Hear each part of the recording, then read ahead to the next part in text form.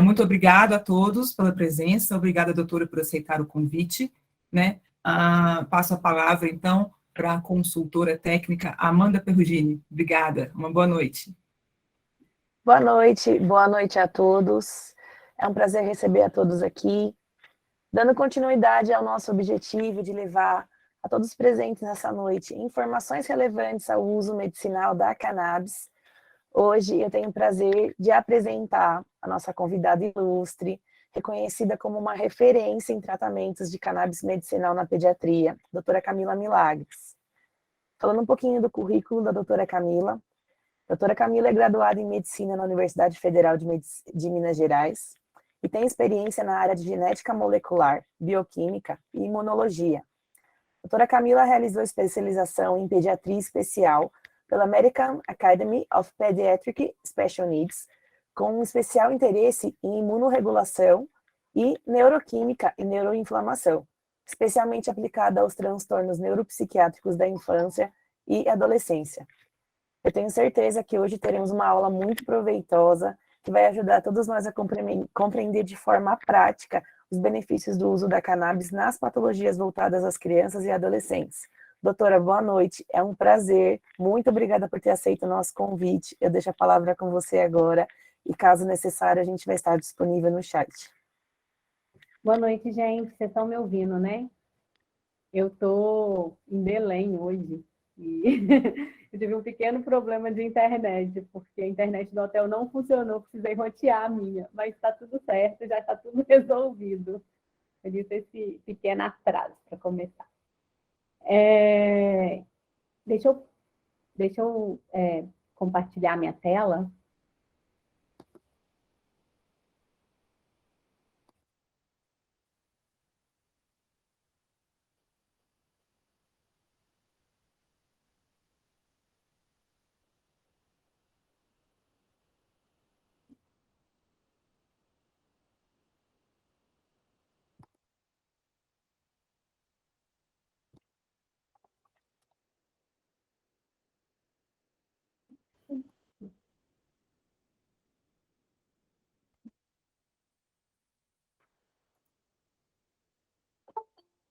Só colocar para uma apresentação, senão vai dar errado.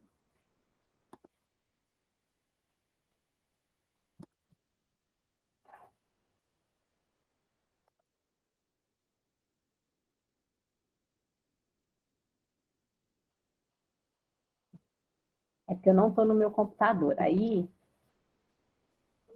eu acho que vai dar certo. Eu só não vou me ver.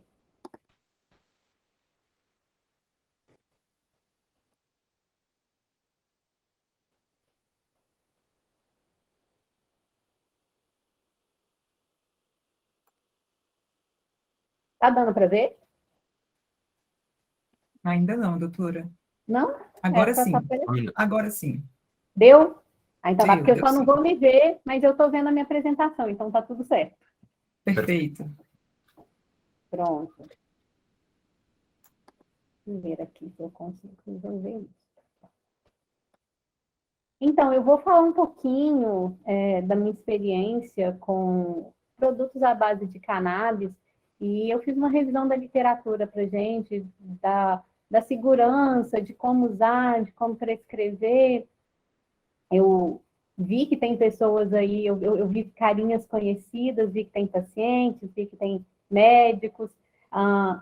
É uma aula que tem um caráter um pouco técnico aí na prescrição da cannabis, mas eu vou tentar tornar ela um pouco mais tranquila o possível, e eu espero que vocês gostem e aproveitem muito. Falando um pouquinho de mim, eu sou médica formada na UFMG, sou médica pediatra do Hospital Universitário do INIP, que fica em Recife, em Pernambuco. Sou mestranda em genética de populações pela UFMG, tenho especialização em medicina translacional. Não sei se vocês sabem o que é medicina translacional, mas é um paradigma novo na medicina, que contrapõe um pouco a medicina baseada em evidência, na McGill University, no Canadá. Fiz um pré-doutorado em Food and Health na Universidade de Lille e na Unilassalle de Beauvais, na França. tenho especialização na Medical Academy of Pediatric Special Needs e sou membro do Conselho Científico de Pediatria da Associação Pan-Americana de Medicina Canabinoide. Na verdade, é um currículo muito acadêmico, mas mais do que isso, eu tenho uma prática muito importante no uso de cannabis medicinal para os meus pacientes dentro da pediatria. E a cannabis medicinal é algo que ainda tem muito estigma, ainda tem muita dúvida, que o médico tem muito medo de prescrever, e eu espero que a gente consiga sair dessa apresentação entendendo que cannabis medicinal é boa medicina, uma medicina muito adequada e muito baseada em princípios científicos e que é segura para os pacientes. E aí eu tenho algumas informações importantes. Primeiro, que as informações que eu coloquei nessa palestra, elas são só para fins educacionais. A visão que eu vou trazer aqui para vocês ainda não foi estabelecida como cuidado ou prática padrão, não deve ser tomada como orientação médica específica. E eu vou falar um pouquinho, resumindo o que eu quero que vocês saiam daqui entendendo, eu vou falar um pouquinho sobre como que a cannabis funciona na pediatria, quais são os princípios de prescrição de cannabis, quais são as bases de uso nas doenças intestinais e doenças autoinflamatórias, na epilepsia, no transtorno do espectro autista, e vou apresentar alguns casos clínicos. Eu não quero, com isso, abarcar todo o espectro de uso na pediatria, mas eu trouxe muito do que eu trabalho e vou mencionar um pouco de outras coisas dentro da pediatria, mas que eu trabalho menos. Então, assim, acho que a primeira pergunta é entender, a cannabis médica é segura? E o que a gente tem quando a gente vai pesquisar o background acadêmico, quando a gente entra no PubMed e pesquisa os artigos científicos, a gente vai ter milhares de artigos científicos no mundo científico que vão ter as palavras safe and efficacious, que é segura e eficaz, bem tolerada, segura e efetiva, com perfil de baixos ou médios efeitos colaterais.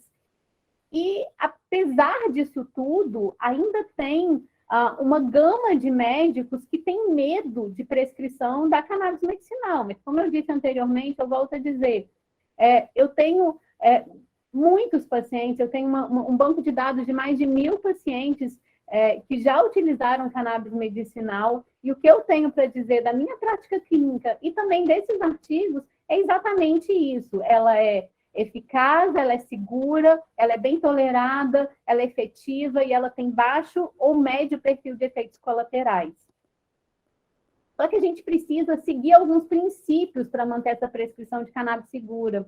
Então, como médica, pediatra, e eu estudei numa universidade, que é uma universidade que focava muito na pediatria, a gente sempre aprendeu um princípio médico, que é a anamnese segura e completa, fazer revisão de todas as medicações que o paciente está usando concomitantemente, avaliar o estilo de vida, avaliar se essa pessoa é uma pessoa que está apta para receber a cannabis, somente usar produtos com profile, com um perfil de canabinoides conhecidos e rastreáveis. Então, eu entendo que existem produtos artesanais, existem produtos que o familiar quer chegar e trazer. Eu trouxe esse aqui da Holanda, eu trouxe esse material aqui que um primo da amiga me entregou. E a grande dificuldade dentro de uma prescrição segura é o que eu tenho ali dentro. Eu sei quais são os canabinoides que eu tenho, qual é a porcentagem de canabinoides que eu tenho ali dentro. Então, o ideal é realmente só usar produtos que eu saiba o que tem. Porque como é que eu vou fazer a prescrição? Como é que eu vou calcular a dose se eu não sei exatamente o que tem lá? E a gente tem 2 princípios quando a gente fala em cannabis, que é start slow and go slow, ou seja, comece devagar e vá devagar. Apesar do range de prescrição em cannabis medicinal variar aí para pediatria entre 1 e 50 miligramas por quilo, eu jamais começo a prescrição com 1 miligrama quilo. Então, eu nunca vou começar com o valor que eu quero chegar. A gente começa aos poucos para que esse sistema canabinoide sistema endocannabinoide da própria pessoa, ele seja testado. Infelizmente, a gente ainda não tem exames que eu possa medir anandamida, palmitoetanolamida, oleoetanolamida, 2-diacildiglicerol. Então, eu não tenho ainda exames para testar o sistema endocannabinoide antes de começar. Então, a ideia é o segundo princípio, que é start with minimal possible dosage. Ou seja, a gente começa com a menor dose possível. Se a menor dose possível for uma gota, é com uma gota que a gente começa. E dali a gente vai subindo e titulando a dosagem para que eu consiga compreender e chegar na prática clínica numa dose adequada para aquele paciente. A gente sabe que existem raros efeitos colaterais com canabinoides como o CBD, o CBG, o CBDA, o CBN, mas existem efeitos colaterais que podem decorrer, por exemplo, do THC ou do CBD em altíssima dosagem. Mas esses efeitos colaterais são absolutamente possíveis de serem manejados, com mudança de esquema de dose, tempo de uso, produto. Então, não desistir da prescrição da cannabis na primeira tentativa, não desistir do uso no seu filho, no seu paciente, não desencorajar seu paciente a usar cannabis medicinal, porque o primeiro produto que testou, ou o primeiro esquema de dose, não deu certo, porque é possível fazer modificações. E a outra recomendação muito importante é que o primeiro teste do produto seja feito em casa, com o familiar, com possibilidade de contatar o médico. Não é para saiu da prescrição médica com o produto na mão e o paciente vai utilizar justamente na semana de prova da criança. Não é adequado, a gente realmente planeja o teste do produto. Isso por quê? Porque a cannabis tem uma variabilidade de resposta e também uma variabilidade de efeitos colaterais. Para entender isso é muito fácil. É só a gente entender a história da descoberta do THC pelo Dr. Rafael Mechoulam, quando ele, a esposa dele, faz um bolo com vários... Ela foi fazendo bolos com vários dos componentes que ele tinha isolado da planta para descobrir qual que era o ingrediente que causava o efeito de stay high, o efeito que a gente chama de psicoativo, mas psicoativo não é uma palavra adequada, porque o CBD é psicoativo, como o THC é psicoativo, ou eu não poderia utilizar em epilepsia e nem em desordens neuropsiquiátricas. A questão é que o THC que tem o efeito euforizante, que é o efeito do uso recreativo. Como que a gente descobriu? Qual que é a história da descoberta de que o CBD não tinha efeito euforizante e o THC tinha efeito euforizante? Então, o Rafael Mechoulam, ele separou os componentes, isolou os componentes e levou para casa, onde fez uma reunião com os colegas de laboratório e a esposa dele, a Dália, fez um bolo de chocolate com aqueles componentes. E quando utilizou o THC, a gente teve a resposta, que é a resposta euforizante. E já nesse primeiro experimento, a gente consegue rastrear a variabilidade de resposta. Alguns dos participantes do banquete do bolo da cannabis com THC se sentiram bem, outros se sentiram meio estranhos, outros ficaram muito ansiosos. Então, nesse primeiro experimento, a gente já consegue identificar que existe uma variabilidade de resposta, existe uma variabilidade de efeitos colaterais. E a gente tem que aprender a lidar com isso na prática clínica. Essa variabilidade de resposta e efeitos colaterais, ela vem sendo muito relatada. Então, eu até trouxe bastante esse artigo, que é um artigo que eu gostei muito, que foi um artigo publicado em 2021, na Mary Ann Liberty, que traz crianças que tiveram boas respostas com cannabis medicinal. E essa tabela é uma tabela que traz as crianças, o ID é quem é essa criança, a idade, e quando a gente chega para o outro lado da tabela, a gente vai ver o perfil de canabinoides no produto que eles já utilizavam. Então, a gente vê que o perfil é extremamente diferente, variando de crianças, como, por exemplo, a 12, a 13, em que eu tinha 0 de THC, a crianças em que eu tenho dosagens um pouco mais altas, como, por exemplo, o A16, um menino de 12 anos de idade, utilizando um produto com 15% de THC. Do mesmo jeito, a dosagem de CBD também variava.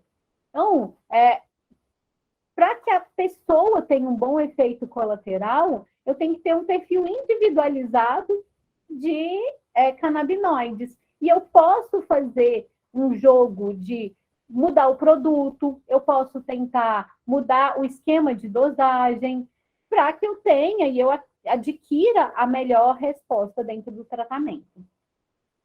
Então, isso é o básico quando eu tenho variabilidade de resposta.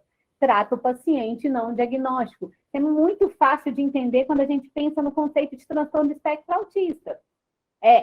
Sendo espectro, não tem como ter um medicamento que possa ser bom para todos.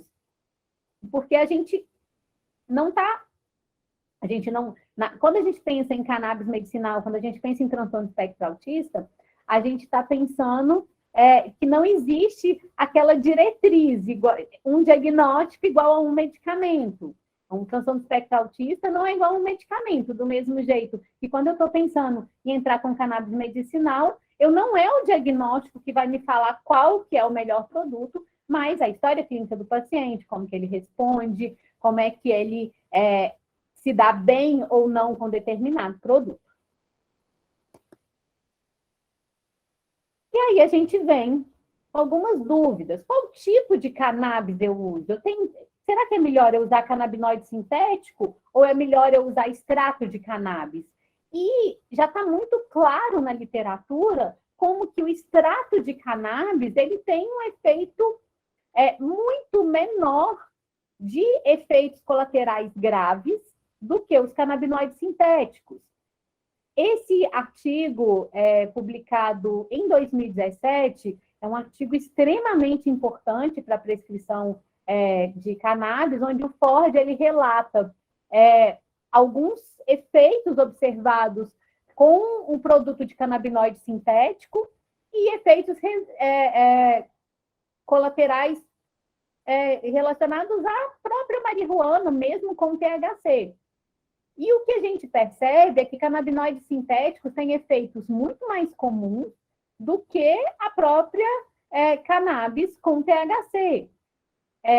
Quando a gente olha um pouquinho mais nisso, a gente entende mais que a tolerância ela é comum entre os dois. Existe tolerância com o canabinoide sintético, existe tolerância com o extrato de cannabis.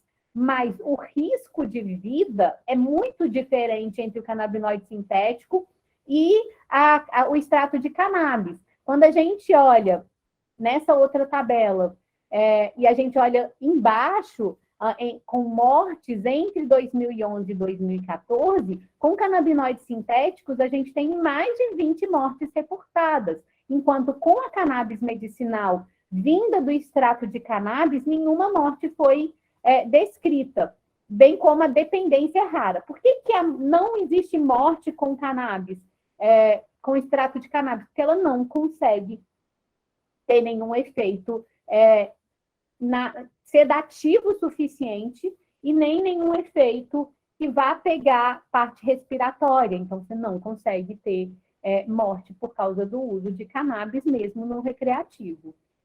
Existe uma chance de dependência que vai ser bem maior no canabinoide sintético do que no extrato de cannabis. E isso acontece porque a tolerância dos meus receptores, então, se eu tiver que dar uma dica para vocês, cuidem bem dos seus receptores, dos receptores dos seus pacientes, porque existe possibilidade de tolerância com o uso da cannabis medicinal. Esse artigo mostra isso muito claramente na figura abaixo. Quando a gente tem uma pessoa virgem do uso de cannabis, uma pessoa que a gente chama na linguagem científica de naive, então uma pessoa que nunca utilizou cannabis na vida, ela tem todos os receptores no neurônio pré-sináptico. E já quando eu tenho administração crônica, tanto do canabinoide sintético quanto do extrato de cannabis, eu tenho uma down regulation, uma diminuição da quantidade de receptores. E é isso que vai fazer com que o nosso paciente ele tenha um efeito muito positivo, dá uma curva de melhora em ascendência, até que em um determinado momento essa curva se estabiliza. Essa curva se estabiliza justamente por causa dessa down regulation dos receptores. O que eu posso fazer quando eu tenho essa estabilização e eu quero mais resultado? Eu preciso fazer com que o meu corpo volte a produzir receptor. Isso pode ser feito de uma série de maneiras, entre eles mudar o produto, entre eles aumentar a dose, entre eles também dar uma pequena parada e depois voltar a dar o produto. Na pediatria, em particular, a gente tem uma série de desordens que normalmente são de crianças gravemente doentes ou gravemente afetadas por alguma condição, às vezes nem tão gravemente afetadas, mas que pode ter uma boa resposta e uma melhora da qualidade de vida com o uso da cannabis médica. Entre eles, epilepsia, transtorno do espectro autista, pacientes com câncer, com desordens gastrointestinais, com TDAH ou Tourette, ansiedade ou depressão, dor crônica, algumas condições genéticas, paralisia cerebral e nos cuidados de fim de vida. Lembrar que no câncer eu posso utilizar tanto no paciente no cuidado de fim de vida, quanto também para minimizar os efeitos colaterais da quimioterapia.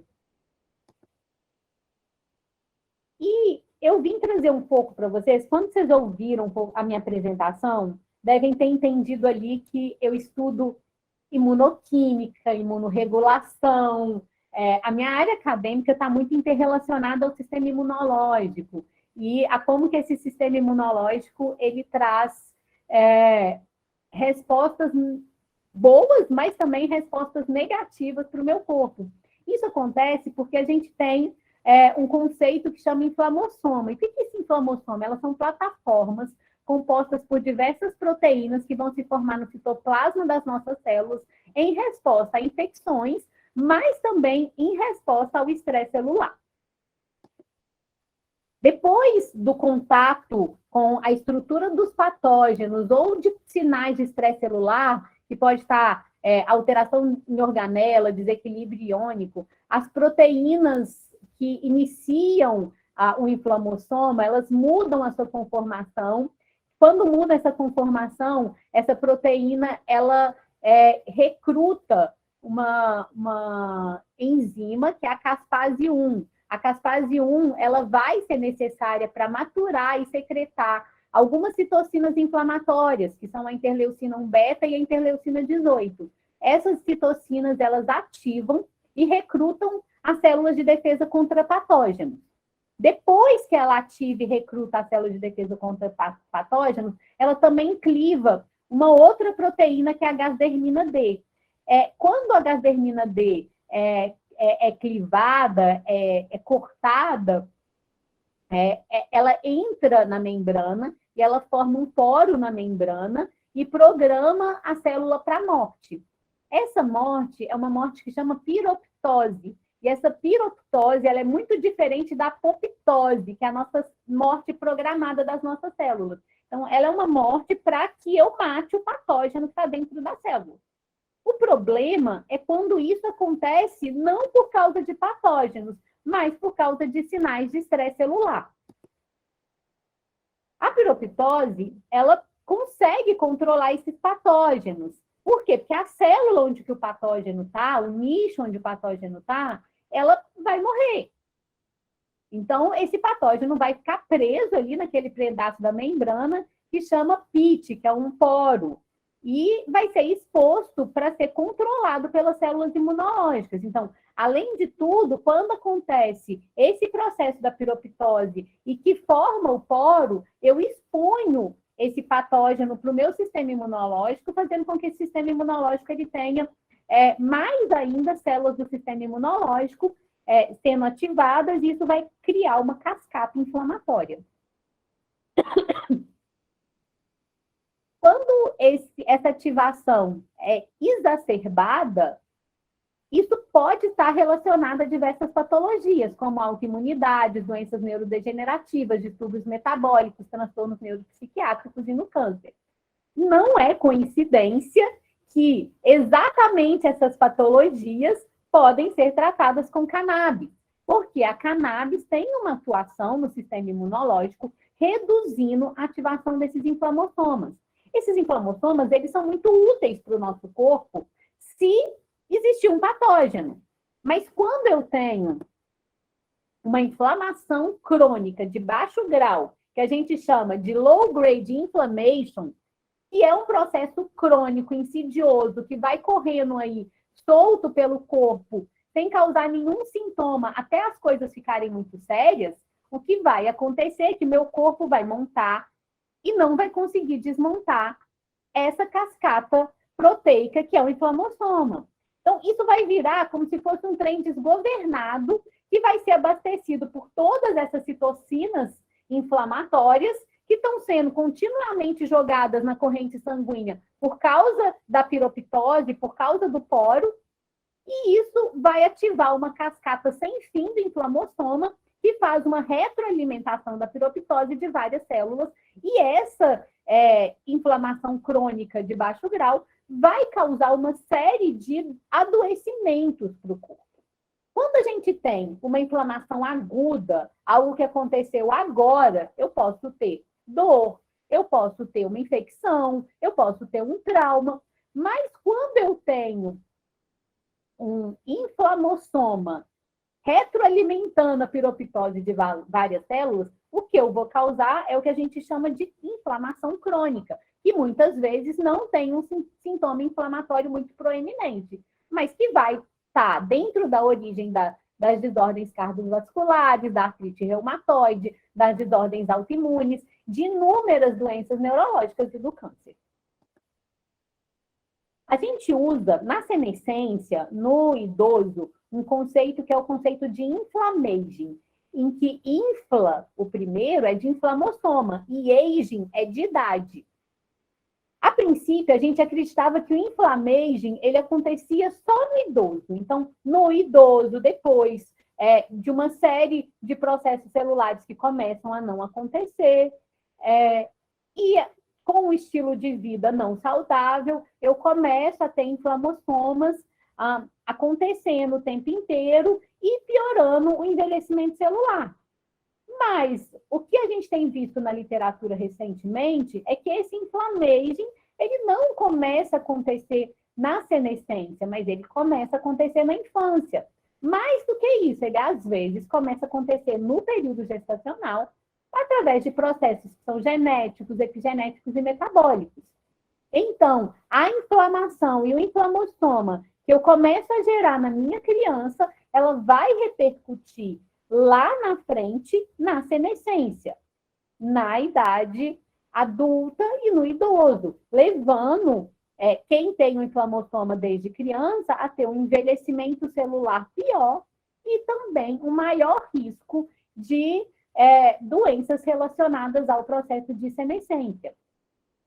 Essa figura que eu trouxe para vocês aí, ela é uma figura de um artigo brasileiro publicado numa revista muito importante, que é a Frontier Immunology, que mostra como que só o fato de morar numa área endêmica para doenças infecciosas é capaz de fazer com que as citocinas pró-inflamatórias elas sejam muito maiores do que as citocinas anti-inflamatórias, que eu crie um ambiente de baixo grau de inflamação desde a infância e que isso faça com que o meu processo de envelhecimento seja um processo marcado pelo adoecimento, muito mais do que o processo de uma pessoa que não teve esse processo de morar na área endêmica para a doença infecciosa. Isso acontece porque o nosso corpo tem toda uma carga genética. Então, era para se a gente pensar que todas as nossas células têm o mesmo DNA, era para que o nosso corpo inteiro parecesse. Pensar numa laranja, era para uma laranja toda alaranjada, então você vê o gominho. Só que o nosso corpo não parece uma laranja. Na verdade, ele pareceria mais uma laranja multicolorida, em que cada um dos baguinhos da laranja ele fosse de uma cor diferente. A gente tem vários órgãos.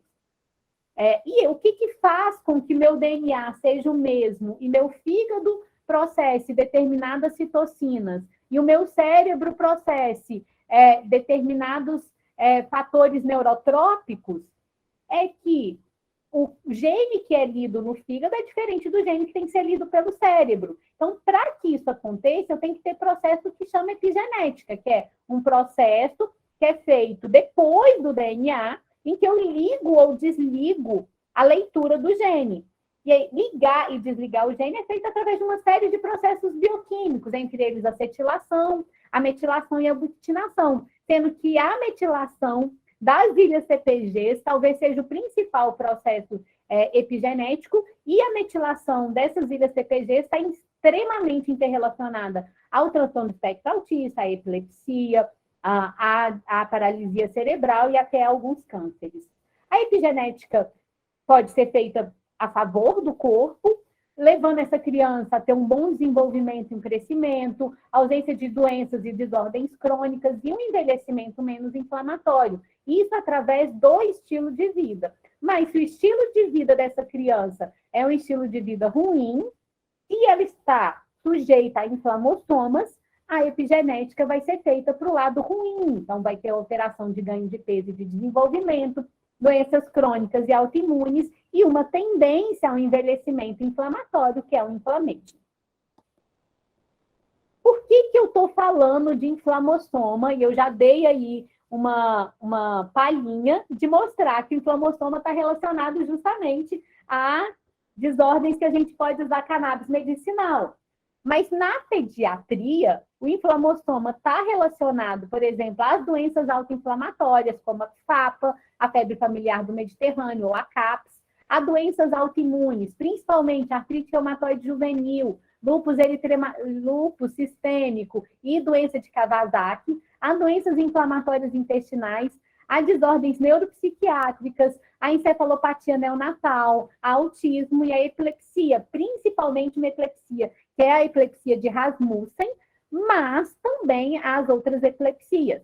Eu trouxe aí no lado os artigos que fazem essa interligação entre o inflamossoma e essas desordens da pediatria, que a gente pega sempre na prática clínica.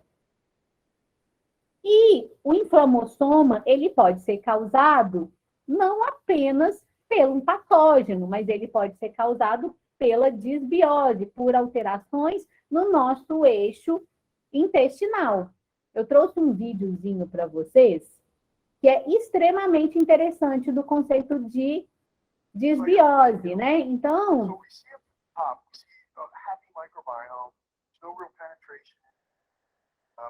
como está em inglês, eu vou tirar o volume e vou explicar para vocês. Então, o nosso corpo está lá e ele tem uma série de micro-organismos que protegem o intestino. O que a gente está vendo ali embaixo são as velocidades intestinais, e caso eu tenha qualquer coisa que possa impedir essa barreira de proteção de acontecer, isso pode ser uma toxina, isso pode ser o uso de excesso de antibióticos, eu vou começar a ter alterações nas minhas células intestinais, um aumento da produção de LPS, e esse LPS ele entra dentro dessas vilosidades e ele vai atingir o nervo vago. O nervo vago, através do nervo vago, os lipopolissacarídeos, eles caminham, chegando no cérebro, e lá no cérebro eles vão causar uma inflamação, uma modificação da neurotransmissão. Então, é um cérebro que vai estar inflamado e alterado. é justamente esse conceito de conexão do intestino com o cérebro através do nervo vago é que traz toda aquela história do cérebro do intestino ser um segundo cérebro, e de qualquer alteração intestinal possa gerar uma desordem sistêmica ou uma desordem neuropsiquiátrica. E isso tudo acontece justamente através do inflamassoma, da alteração inflamatória que vai tirando a barreira de proteção para esse intestino, que faz com que esses lipopolissacarídeos eles sejam capazes de entrar e atingir o nervo vago.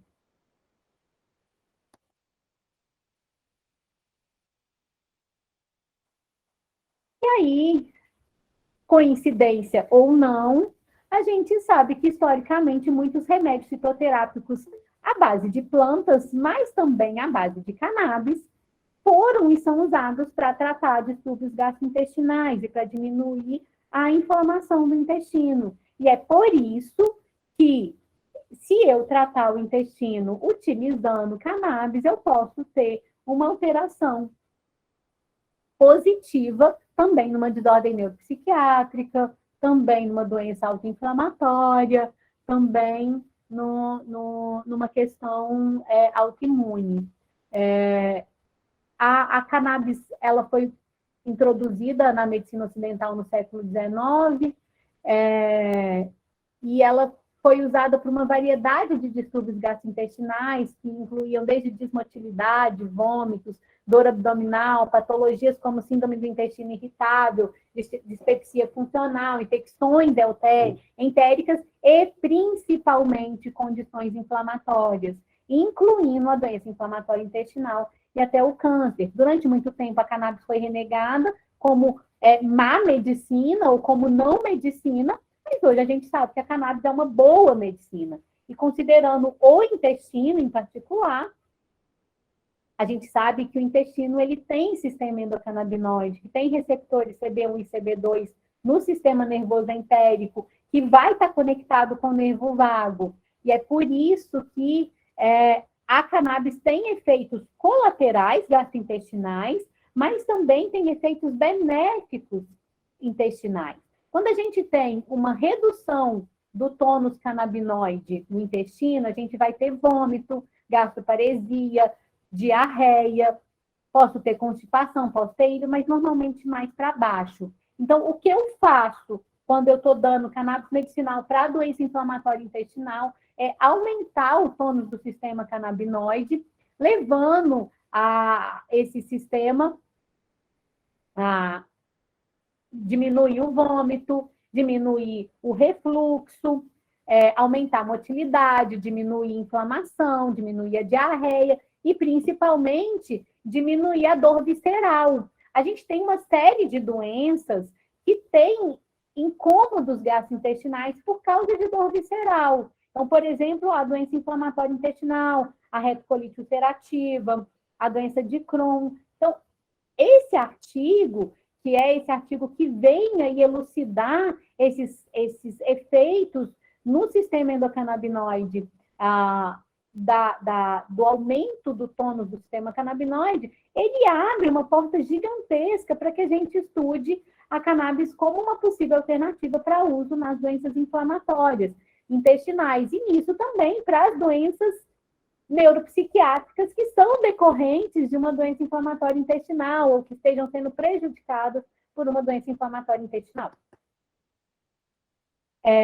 Existe um estudo importantíssimo de 2011 que investigou o efeito do CBD como possível modulador do eixo neuroimune do intestino, concluiu que o CBD atua tanto pela sua resposta de atuar no sistema imunológico, a gente tem receptor CB2 no sistema imunológico, mas também pela capacidade de fazer modulação da ativação das células entéricas gliais.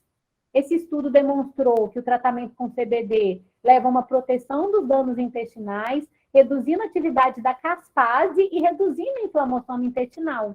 Ele atua modulando esse eixo que é glial, ou seja, sistema entérico intestinal, nervoso entérico, e o eixo imune, regulando a reação inflamatória, diminuindo o fogo da reação inflamatória, diminuindo a cascata de citocinas pró-inflamatórias, evitando o dano intestinal. É muito importante quando a gente pensa nas desordens inflamatórias, mas, como disse novamente, quando a gente pensa nas desordens neuropsiquiátricas. Existe também um estudo que mostrou pela primeira vez que o CBD, mas também um outro endocannabinoide, que é a palmitoietanolamida, reduziu a permeabilidade intestinal, diminuindo a entrada de lipopolissacarídeos e o acúmulo desse lipopolissacarídeo no nervo vago. Quando a gente avalia os estudos clínicos que levam a gente a prescrever cannabis para o tratamento intestinal, esses estudos eles vão datar aí primeiro de 2012, quando um primeiro estudo piloto mostrou um impacto positivo na qualidade de vida, no peso e na atividade clínica inflamatória de pacientes com doença inflamatória intestinal. Em 2013, um estudo demonstrou que a cannabis ela pode induzir resposta clínica em pacientes com doença de Crohn. Em 2017, a gente tem um estudo clínico controlado, randomizado, que demonstrou propriedades analgésicas da palmitoiletanolamida na síndrome do intestino irritável.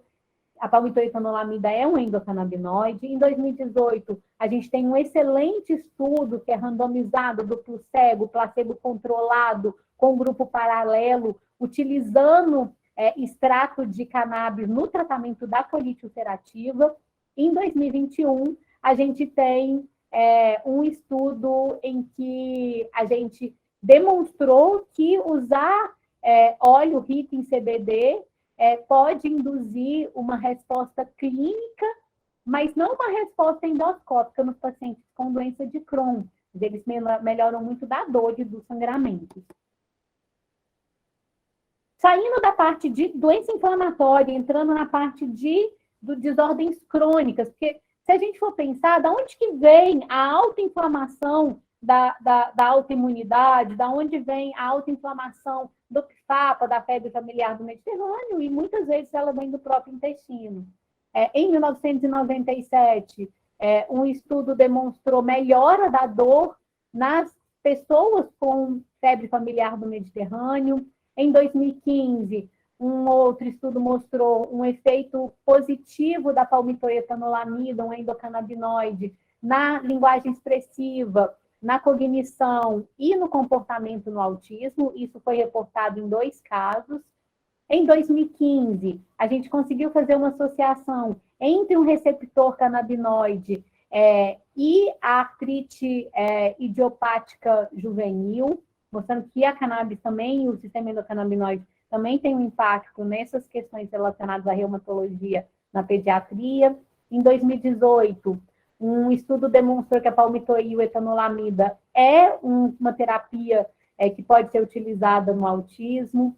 Ainda em 2018, a palmitoiletanolamida foi mostrada como um agente que diminui a neuroinflamação, reduz a astrogliose, preserva a cognição espacial depois de uma hipóxia neonatal. Então, tem um efeito muito positivo no uso nos pacientes com paralisia cerebral. Em 2019, de novo, foi mostrado que a cannabis médica pode ser utilizada no tratamento da febre familiar do Mediterrâneo. Em 2020, a gente mostrou que o nabiximol pode ser utilizado para paralisia cerebral e para lesão traumática cerebral. E em 2020, a gente mostrou que o canabidiol pode ser utilizado para o tratamento da hipóxia neonatal, que leva ao aparecimento da paralisia cerebral. Vocês vão olhar aí que o que eu mostrei foi que todas aquelas desordens nos quais eu interrelacionei que existe um inflamassoma podem ser tratadas com cannabis médica, justamente porque a cannabis tem um efeito imunológico de reduzir o inflamassoma. Quando a gente fala de especificamente doença inflamatória intestinal, a gente sabe que a doença inflamatória intestinal pediátrica está aumentando. O tratamento convencional, ele tem muita falha. Os pacientes não têm bom controle, eles sentem dor, eles podem ter sangramentos, eles emagrecem, eles têm uma perda de qualidade de vida muito importante. E só por causa disso, é necessário que a gente invista mais em opções alternativas de tratamento. O sistema endocannabinoide está envolvido na homeostase intestinal, pode estar alterado num trato gastrointestinal inflamatório, e alguns questionários que a gente faz em adolescentes e jovens adultos que usam cannabis recreativa mostram que esses pacientes que usam cannabis recreativa têm melhora da qualidade de vida quando convivem com as doenças inflamatórias intestinais. É claro que isso não é suficiente para que eu indique que os pacientes utilizem cannabis recreativa, mas é um sinal de alerta imenso para que a gente precise e invista mais na pesquisa do potencial efeito imunomodulador que a cannabis médica pode ter nas colites, nas doenças inflamatórias intestinais. Alguns dados pré-clínicos mostram que existem um papel muito relevante nas enzimas degradantes do endocannabinoides, como a FA e a MAGL, e a gente precisa estudar mais por que os inibidores dessas enzimas podem diminuir a inflamação em humanos. E mais pesquisas precisam se concentrar na resposta clínica, na avaliação da cicatrização da mucosa intestinal, com uso tanto com a cannabis quanto dos seus ingredientes purificados.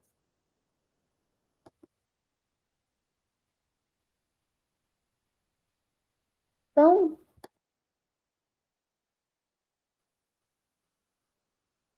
eu falei de doença inflamatória intestinal e de quais são as bases da prescrição. A inflamatória intestinal não é a desordem mais utilizada para uso de cannabis. A nossa desordem mais utilizada para cannabis medicinal é, com certeza, na pediatria, o controle da epilepsia. E é um uso extremamente relevante, porque quando a gente olha dados para controle de epilepsia e artigos que mostram sobre controle de epilepsia, a gente vê que apenas 63% dos pacientes ele permanece livre de convulsões durante tratamento medicamentoso, com drogas antiepileptogênicas comuns. Cerca de 30% dos pacientes eles têm controle inadequado de crises. Esse outro artigo do Shen, de 2017, mostra que apesar da gente estar cada vez mais criando novos medicamentos com novos mecanismos de ação, os resultados gerais da epilepsia recém-diagnosticada não melhoraram. Pacientes continuam tendo dificuldade de atingir controle de convulsões. A maioria dos pacientes que atinge controle efetivo de convulsões vai ter esse controle no primeiro ou no segundo antiepileptogênico que coloca. O paciente que eu coloquei 2 antiepileptogênicos e que não conseguiu controle, provavelmente não vai atingir a liberdade de convulsões. À medida que a gente vai acrescendo drogas antiepileptogênicas no esquema, essa chance de atingir o controle e a liberdade de convulsões vai diminuindo. E mais de 1/3 dos pacientes apresentam uma epilepsia que permanece não controlada. Só esse fato já justifica que a gente precisa pensar em novas drogas. E a gente tem, além disso tudo, que nos anticonvulsivantes tradicionais, eu tenho um aumento muito grande de efeitos adversos. Esses efeitos adversos podem ser cansaço, desconforto estomacal, enjoo, visão turva, cefaleia, déficit de coordenação motora e problemas cognitivos. Esse estudo que eu trouxe aí, de 2020, publicado na Healthcare, mostra que antiepileptogênicos podem ter alteração de pensamento, lembrança, atenção e foco, e concentração. Quando a gente pensa quem é a nossa população de epilepsia, a gente percebe que déficit de coordenação motora, problema cognitivo, enjoo, em crianças que têm já esses déficits, são extremamente prejudiciais. Imagina uma criança que não fala, tem uma epilepsia, e que está com enjoo, visão turva e cefaleia. Como que ela vai demonstrar isso? Muito provavelmente através de uma piora de comportamento. Além disso, alguns anticonvulsivantes, como a lamotrigina, têm efeitos colaterais gravíssimos, como pode ter, por exemplo, o rash, que evolui para necrólise epidérmica tóxica, para a síndrome de Stevens-Johnson ou para a síndrome de Liel. A exogabina, que é um anticonvulsivante, ela está muito interrelacionada a uma síndrome, chama síndrome da pessoa azul. Eu não vejo nos estudos de cannabis nenhum artigo me falando de rash cutâneo, que pode levar a necrólise epidérmica tóxica, que pode levar à morte, nem de pessoas ficando azul. E a gente não tem medo de usar anticonvulsivantes, mas muitos médicos têm medo de usar cannabis medicinal, o que é um contrassenso absurdo. O ácido valproico, por exemplo, se utilizado na gravidez, causa autismo. Mas eu prescrevo na minha prática clínica a lamotrigina, eu prescrevo a exogabina, eu prescrevo ácido valproico, tenho medo de usar cannabis medicinal. Não existe sentido em a gente fazer isso. Principalmente quando a gente entende, e eu vou voltar àquele artigo, que a cannabis, aquele primeiro slide, a cannabis é segura, é eficaz, é bem tolerada, é efetiva e tem um perfil de baixos ou médios efeitos colaterais. Uma revisão da Cochrane sobre o uso da cannabis, do CBD e da cannabis em epilepsia, mostra a ausência completa de efeitos adversos graves no uso de canabinoides para tratar a epilepsia. E a gente pode usar doses muito elevadas. Tem um estudo que mostra que as doses de CBD podem ser até de 1.500 miligramas dia. A gente usa doses muito menores na nossa prática clínica. Se até 1.500 miligramas dia é seguro e bem tolerado, imagina quando a gente 1 miligrama por quilo por dia num paciente de 8 quilos. Está falando de 8 miligramas por dia de cannabis. Eu poderia chegar a isso até 1.500, ou seja, eu estou em valores de prescrição extremamente seguros. Então, eu não quero trazer aqui para vocês estudos e artigos mostrando que cannabis pode ser utilizado em epilepsia, porque, para mim, o uso da cannabis para epilepsia refratária já é pacífico. Em todos os hospitais, em todos os neuropediatras que a gente conversa, a gente sabe que a cannabis medicinal tem um efeito para epilepsia refratária. Mas eu preciso falar com vocês, e que é o que gera muita dúvida, é como que eu vou usar, que produto que eu vou usar, qual dose que eu vou usar e quando que eu vou iniciar. E para isso eu tenho que me basear em alguns estudos. Então, eu trouxe esse estudo, que é um estudo que mostrou a eficácia e a segurança em epilepsia refratária em doses que variavam entre 1 a 50 miligramas por quilo por dia. Normalmente, na minha prática clínica, eu não chego em 50 miligramas.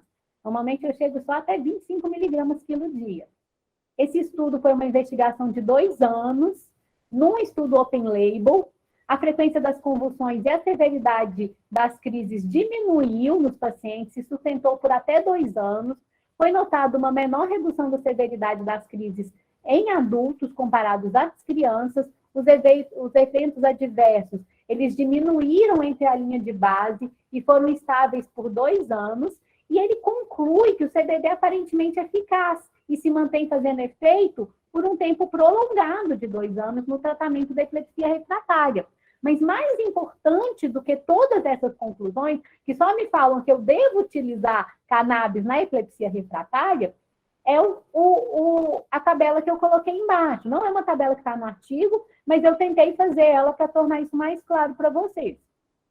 Naqueles pacientes em que eu tive mais de 50% de redução de crises, o valor em crianças é muito maior que o valor em adultos. No primeiro mês, 46% das crianças tiveram mais de 50% da redução de crises. E em 2 anos, 61% das crianças tiveram mais de 50% da redução de crises. Esse valor é superior ao valor em adultos. Então, o que isso me fala? Quando eu devo começar a cannabis medicinal em um paciente com epilepsia refratária? É óbvio que é na criança, porque se eu começo na criança, eu tenho uma maior chance de ter uma resposta que leve a mais de 50% da redução de crises. Se eu deixar esse paciente ficar adulto para começar, eu vou ter uma redução do efeito positivo. Esse é a figura do artigo que eu apresentei anteriormente. A gente tem a redução importante, tanto da frequência de crises, quanto também da severidade das crises, sendo que a frequência é ainda mais reduzida do que a severidade. O tracejado são os adultos e a linha cinza é dos pacientes pediátricos. Então, a gente vê que esse efeito é um efeito prolongado. Na horizontal, a gente está vendo a quantidade de meses, né? Então, a gente vê que o efeito ficou estável, ele é um efeito que começa a acontecer aí entre o tempo zero e os 5 anos de idade, ele se mantém estável entre o tempo zero e os 5 meses de uso da cannabis, e ele se mantém estável até os 24 meses depois da primeira prescrição. Um outro artigo que mostrou aí vamos responder outra pergunta. O que eu tenho que usar? Eu tenho que usar CBD isolado ou para mim é melhor usar extrato de cannabis? E esse artigo, que foi uma meta-análise de dados observacionais, mostrou que existe um melhor controle e uma quantidade de pacientes com redução de frequência de crises e de melhor impacto da cannabis, mais em quem usa o extrato de cannabis rico em CBD do que o CBD puro. E mais do que isso, se a gente olhar a última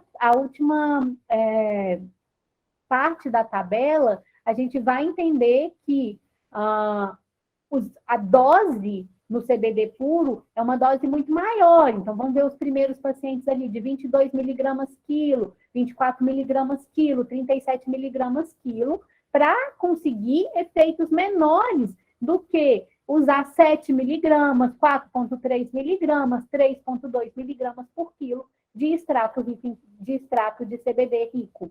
Então, é um estudo que suporta o efeito muito superior do extrato de cannabis em relação ao CBD isolado.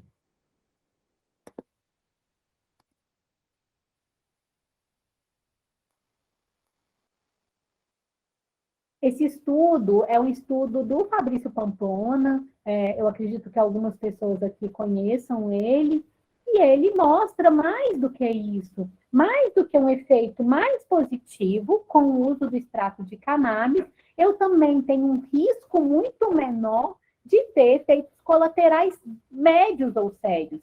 Quando a gente usa o CBD puro, eu posso ter até 79% de efeitos colaterais médios. E tem... quando a gente pensa em pacientes com extrato de cannabis rico em CBD, efeitos colaterais médios muito menores. Eu tenho uma coisa para falar aqui nessa tabela, é mostrar, se vocês virem ali nos serious adverse effects, quando esse estudo considerou evento adverso sério, infecções, trombocitopenia e alteração em enzimas de transaminases. E isso não acontece necessariamente por causa da cannabis. Quando a gente olha, por exemplo, lá na Cochrane, ela fala que eu não tenho efeito adverso sério. Mas por que esses efeitos que foram considerados sérios provavelmente vieram de outras condições? E pode ser, por exemplo, por causa das condições inflamatórias. Então, um paciente que tem infecção, isso pode acontecer porque ele tem uma inflamação crônica de baixo grau. E realmente a gente sabe que os extratos de CBD, de extratos de cannabis ricos em CBD, eles têm uma potencial atuação no inflamassoma muito maior do que o CBD puro. Então, talvez isso explique porque as crianças utilizando CBD puro tiveram até 30% de eventos adversos sérios e de eventos infecciosos.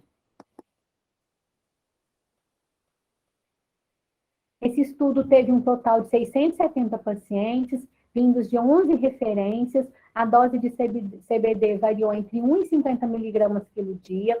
Ele notou 64% de melhora na frequência das convulsões, tendo maior efeito com extrato de cannabis, de 71%, em relação ao CBD isolado e purificado, de 46%, com um P muito pequenininho, de 0,0001. Ou seja, é inegável por esse estudo, que é uma meta-análise bem conduzida, de 11 referentes, com um volume grande de pacientes, que, apesar de na nossa prática clínica existir uma tendência à prescrição do CBD isolado, o efeito com o extrato de cannabis é superior.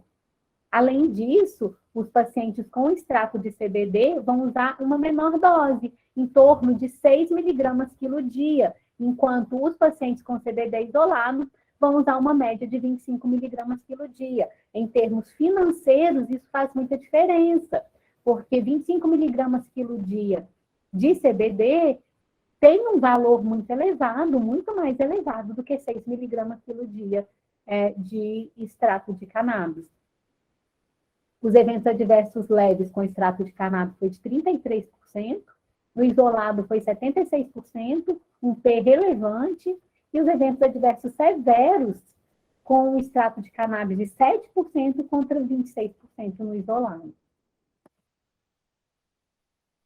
Vários artigos vieram trazendo efeitos positivos do uso do CBD na epilepsia, e esses estudos não são só no controle de convulsões, mas também em condições que a gente chama de paralelas, que não são centrais. O estudo do Patel, de 2021, mostrou que a maioria dos indivíduos reduziu a dose de pelo menos uma droga antiepileptogênica concomitante. O estudo do CLOTS, com 35 crianças usando 20 miligramas por quilo de CBD, mostrou melhora da atividade epileptiforme interictal, mas também mostrou melhora na microestrutura do sono. Isso é extremamente importante, porque o sono é essencial para o aprendizado. Essa criança que tem uma melhora da microestrutura do sono, ela vai ter uma melhora cognitiva. E é isso que explica, em parte, o estudo do Maternist de 2021, que mostrou que 39 pacientes usando CBD, 89% tiveram boa resposta terapêutica. Mas mais do que boa resposta terapêutica no controle de convulsões, esses pacientes também apresentaram melhora da memória de curto prazo, da melhora de trabalho e melhor resposta na terapia multidisciplinar, de forma que nenhum efeito cognitivo e nenhum efeito adverso aconteceu nesses 39 pacientes usando CBD. Se a gente volta para o que eu falei anteriormente e entende que a maioria das nossas drogas antiepileptogênicas, ela tem efeito negativo de cognição, a gente entende que utilizar o CBD e tirar um medicamento antiepileptogênico que essa criança está usando pode ter um impacto positivo na resposta terapêutica multidisciplinar, na escola, no aprendizado, na memória de trabalho. Mas aqueles estudos foram com CBD. E se a gente usar, olha, a base da planta inteira, a gente também tem estudos mostrando. Esse estudo do Strickland, com 280 pacientes usando CBD e 138 controles, mostrou melhor tolerabilidade desses pacientes usando óleo artesanal ao esquema de antiepileptogênicos que ele já usava, redução do uso dos antiepileptogênicos, melhor desfecho em convulsões, melhora da qualidade de vida, melhora da qualidade de sono, redução dos sintomas psiquiátricos associados. para entender o meu próximo estudo, eu preciso explicar o que é MES. MES é um modelo animal de epilepsia, que é o Maximal Electroshock Surgery. Ele foi desenvolvido pelo Thoman há mais de 60 anos atrás, e ele é um modelo que é muito validado para prescrição, para a predição da efetividade de uma droga antiepileptogênica quando a gente está falando de convulsão tônico-clônica generalizada, ou o grande mal. Então, o que a gente faz? A gente pega um ratinho, esse ratinho recebe um estímulo elétrico com uma intensidade forte o suficiente para induzir o máximo de convulsão possível. Normalmente, esse valor é 5 a 10 vezes em hertz o valor do limiar elétrico que induz uma primeira convulsão. Então, eu consigo induzir essa convulsão no ratinho e depois que eu induzir a convulsão no ratinho, eu posso testar uma droga antiepileptogênica, uma ED, para predizer se aquela droga é eficaz ou não, mesmo numa convulsão muito grave, que é essa convulsão, o máximo de convulsão possível sem causar a morte do ratinho. E esse estudo que utilizou o CBDA, que é a forma ácida do CBD, mostrou que o CBDA é um excepcional anticonvulsivante quando a gente faz o teste no ratinho. Esse estudo, ele corrobora para a gente incluir o CBDA como um anticonvulsivante comparável ao CBD. No MES, quando eu uso CBDA e CBD, o resultado no ratinho é o mesmo. Contribui para a gente entender por que eu utilizar um extrato de planta inteira vai ter um resultado melhor do que usar o CBD isolado. Porque naquele extrato de planta inteira, eu tenho tanto CBD quanto eu tenho CBDA. E que a inclusão desses endocannabinoides menores modifica a potência anticonvulsivante do CBD, tanto no MES. Então, colocar CBG, colocar CBN também foi capaz de aumentar a resposta anticonvulsivante no teste de indução de convulsão máxima no ratinho. Esse efeito é o efeito que a gente chama de entorrage, que é o efeito de que a planta inteira e a sinergia de todos os componentes é melhor do que usar um dos componentes isolados. Esse efeito entorrage, ele não é um efeito exclusivo da cannabis. Na fitoterapia, o efeito entorrage é descrito em inúmeras plantas. Não é diferente aqui. Realmente, utilizar a cannabis inteira, com todos os seus compostos, com terpenos, com CBG, com CBD, com CBDA, é muito melhor na epilepsia do que utilizar o CBD isolado. Mais do que isso, a gente tem tanto preconceito com o THC e a gente tem estudos que mostram que o THC também tem efeitos anticonvulsivantes. Esse estudo que eu trouxe aí é um estudo que faz uma revisão de literatura e ele demonstra que o CBD, o THC, só em um estudo demonstrou atividade pró-convulsivante, sendo que em 61,8% dos casos ele demonstra atividade anticonvulsivante. Então, o THC também tem uma função anticonvulsivante, apesar de, em alguns casos, poder atuar como pró-convulsivo.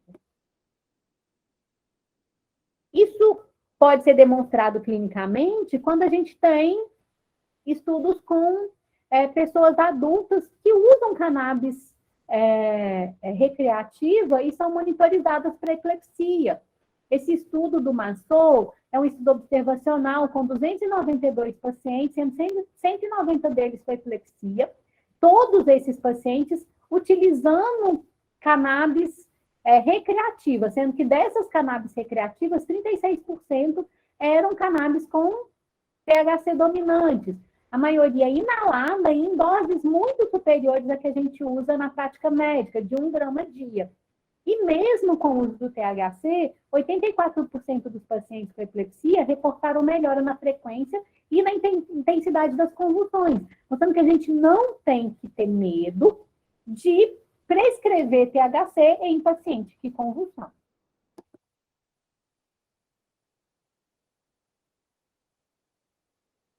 Esse estudo italiano, na verdade, não é exatamente um estudo, é um reporte de casos, é uma série de casos, e ele mostra a mesma coisa do estudo anterior.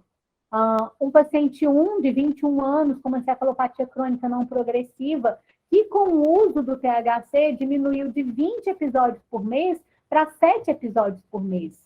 Um segundo paciente de 18 anos com síndrome de West, que diminuiu de 13 episódios dia para 2 episódios dia com THC. E um terceiro paciente com 25 anos, com uma epilepsia juvenil tipo ausência, que tinha 20 episódios dia e que só com THC reduziu esses 20 episódios dias para 4 episódios por mês. E aí, a gente tem que entender por que o THC pode ter esse efeito anticonvulsivante.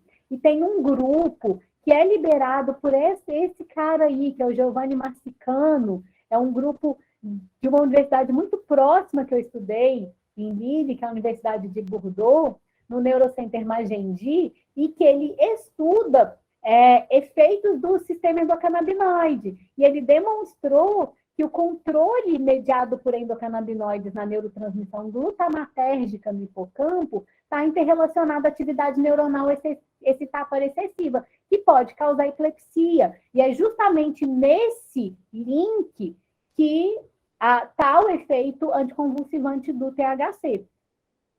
E mais do que isso, quando a gente pensa em epilepsia induzida por excesso de glutamato, a gente tem que fazer uma inter-relação com o autismo, porque o autismo é classicamente uma desordem com excesso de glutamato. E é justamente nesse excesso de glutamato no hipocampo e na possibilidade desse excesso de glutamato no hipocampo estar causando epilepsia, que a gente tem essa interseção entre epilepsia e autismo. A gente sabe, e a gente tem estudos que demonstram, que entre 30% e 40% dos pacientes autistas, eles têm paroxismos epileptiformes num eletro, mas não é num eletro simples, é num eletro prolongado, num eletro de 24 horas. E eu vou pegar esse gancho para começar a falar, então, do uso da cannabis em transtorno do espectro autista. O transtorno do espectro autista é um transtorno de desenvolvimento desafiador, variável, onde concorrem múltiplas causas genéticas, múltiplas causas ambientais e uma arquitetura de risco bastante complexa. Hoje a gente nem fala mais de autismo, mas de autismos diferentes. A prevalência de transtorno do espectro autista está crescendo, sendo que o último dado do CDC mostrou em uma criança para cada 44 crianças tem autismo. Nenhuma medicação ainda foi aprovada para o tratamento dos sintomas centrais. É uma população com comorbidades intestinais muito prevalentes, com paroxismos epileptiformes, como eu disse anteriormente, em 30% a 40%, e com anormalidades neuroinflamatórias e neuroimunes já descritas. Se a gente pegar somente esses 3 últimos dados, que estão em negrito, de comorbidade intestinal, paroxismo epileptiforme e anormalidade neuroinflamatória e neuroimune, a gente consegue, só com esses 3 fatos sobre transtorno do espectro autista, entender que a cannabis medicinal é um medicamento extremamente válido para essa população. Então, quando a gente está falando ali, estou falando que inflamossoma, eixo de conexão intestino-cérebro e epilepsia que acontecem no transtorno do espectro autista estão intimamente relacionados ao sistema endocannabinoide. Além disso, várias pesquisas demonstraram baixo tônus do sistema endocannabinoide na população autista. Eu trouxe 2 artigos que falam basicamente a mesma coisa. O primeiro é o artigo do Aran, que demonstrou que tanto a anandamida quanto outros endocannabinoides, como a palmitoietanolamida e a oleoietanolamida, elas estão reduzidas na circulação plasmática das crianças autistas. E esse outro estudo do Carson, que mostra que a anandamida está também reduzida. Quando a gente olha esse gráfico, que é o gráfico que está na letra A. É ruim essa aula que eu não consigo apontar. Mas o gráfico que está na letra A, e a gente compara pacientes autistas e pacientes controles, a gente vê que existe, os autistas são os azuizinhos, os controles os amarelinhos, que existe uma tendência de agrupamento de pacientes autistas justamente num ponto do gráfico, enquanto os controles neurotípicos estão no outro ponto. Então, é justamente um tônus baixo do sistema endocannabinoide que diferencia os autistas dos controles nesse gráfico. E eu poderia fazer até um corte ali e falar que dali para cima, então, assim, de um certo volume de endocannabinoide reduzido para baixo, eu tenho menos do que isso, todos os pacientes são autistas. Então, a gente começa a fazer, com esse tipo de estudo, uma inter-relação entre o baixo tônus do sistema endocannabinoide e a gênese do autismo. Como que funciona esse baixo tônus de endocannabinoides e por que eu posso utilizar o canabidiol nessa população de pacientes com transtorno de espectro autista? Se eu olhar o meu neurônio pré-sináptico, eu vou ter o CBD, que é o canabidiol, ativando o receptor do PTRA, do TRPV1 e inibindo a FA. Então, ele vai liberar uma quantidade maior, tanto de anandamida, quanto de oleoetanolamida, quanto de palmitoiletanolamida no neurônio pré-sináptico, corrigindo o déficit desses endocannabinoides.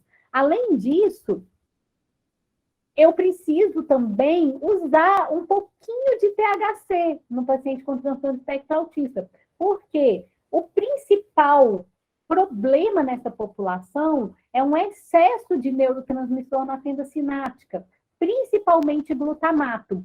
E é o THC que vai atuar no receptor CB1 no neurônio pré-sináptico e vai fazer a parada da produção das vesículas para jogar esse neurotransmissor na fenda sináptica.